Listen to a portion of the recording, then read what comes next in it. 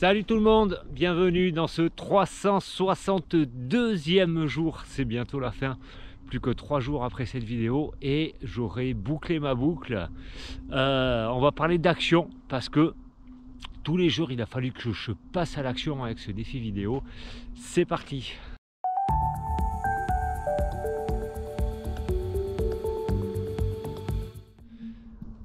Alors déjà je me rends compte que j'ai un peu du mal à parler parce que ça fait longtemps que je suis dehors aujourd'hui et il fait très froid. Mais c'est tellement bon, tellement vivifiant.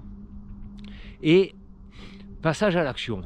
Qu'est-ce que c'est que ce passage à l'action? Il y a eu des études qui ont été faites dessus et qui ont décortiqué les plusieurs étapes nécessaires pour passer à l'action. Et c'est ça que je vais vous parler aujourd'hui. La première étape, ça va être d'acquérir des compétences. Alors, on va dire c'est la première bis, parce que la toute première, c'est se fixer un objectif déjà, bien entendu, se dire, ok, je vais vers là. Pour aller vers là, il faut que je passe à l'action. Donc la première étape du passage à l'action, acquérir des compétences. Là, il pourrait y avoir deux modes. Quand je vois mon objectif, je peux me dire, mais non, de toute façon, ça ne marche pas, on n'a jamais fait ça comme ça, et puis de toute façon, je ne sais pas faire, alors je ne vais pas passer à l'action.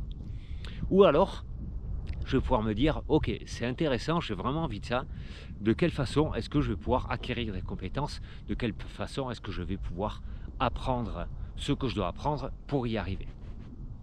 La deuxième étape de ça, ça va être de se lancer des défis. Une fois qu'on a acquis quelques compétences, on va les tester, ce qu'on a déjà.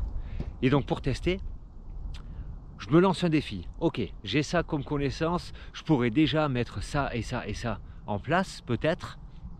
J'avance, j'établis un défi. Une fois que le défi est établi, forcément, on y va. On passe à l'action. On fait l'action. C'est la troisième étape. Une fois qu'on a fait l'action, on laisse bien intégrer tout ce qu'on fait, on voit le résultat, qu'est-ce qui se passe. On arrive à la quatrième étape, où là c'est du feedback. On demande, ou on se questionne. Ok, qu'est-ce qui a fonctionné? Qu'est-ce qui n'a pas fonctionné? On peut demander à notre entourage, aux gens peut-être avec qui on a collaboré, ceux qui ont suivi notre projet. Qu'est-ce qui a fonctionné? Pourquoi? Qu'est-ce qui n'a pas fonctionné? Pourquoi? Et là on rentre dans la cinquième étape, où tout ce feedback, au lieu de se dire « Ouais mais voilà, ça y est, les gens me jugent, et puis ce que je fais c'est de la merde, et puis... » Non, ok, on accepte ce feedback. Ah tiens, ça n'a pas fonctionné. Ça n'a pas fonctionné, on comprend pourquoi. Mais par contre, ça a fonctionné. On valide tout ce qui a fonctionné. C'est la cinquième étape. Et une fois qu'on a passé cette cinquième étape, on revient à la première, qui était celle d'acquisition de compétences. Parce que le feedback nous fait porter un regard. Le regard nous apprend des choses. Et on revient sur cette première étape, acquisition de compétences.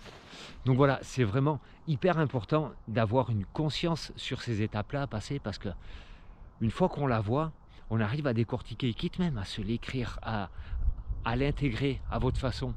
Mais pensez à ces 5 étapes-là, elles sont très importantes, elles sont primordiales, et c'est ça qui va permettre d'avoir une vision sur là où j'en suis dans l'élaboration de mon projet. Ça va, on y va avec ça, alors rendez-vous encore demain pour de nouvelles aventures. Bye tout le monde!